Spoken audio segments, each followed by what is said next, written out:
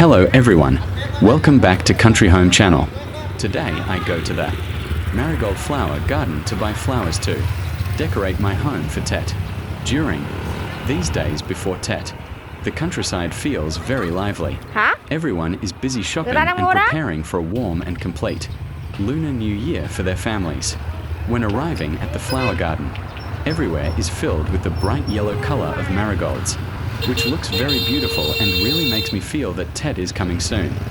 I can choose the marigold plants I like, and then the garden owner pulls them out and prepares the plants for me to take home. I just hope to have a few pots of fresh flowers to decorate the house, wishing for a new year full of luck, peace, and prosperity. Thank you so much for spending your time watching the video.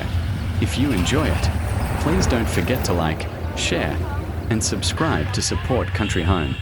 Wishing you and your family a happy new year, good health, and lots of happiness. See you again in the next videos.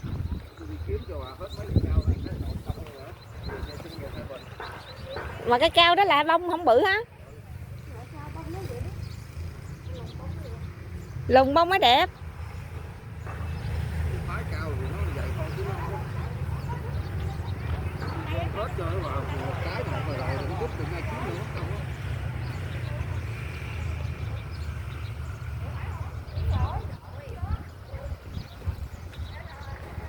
Mày quay hết đi nha, cho đẹp nha. Quay hết tứ phía cho đẹp. Ý nó cao, bông đâu có bự đâu ngoại Đây đó. nó. Mấy cái có cây bự rồi. Mấy cái lùn đẹp quá trời, bông đẹp quá trời.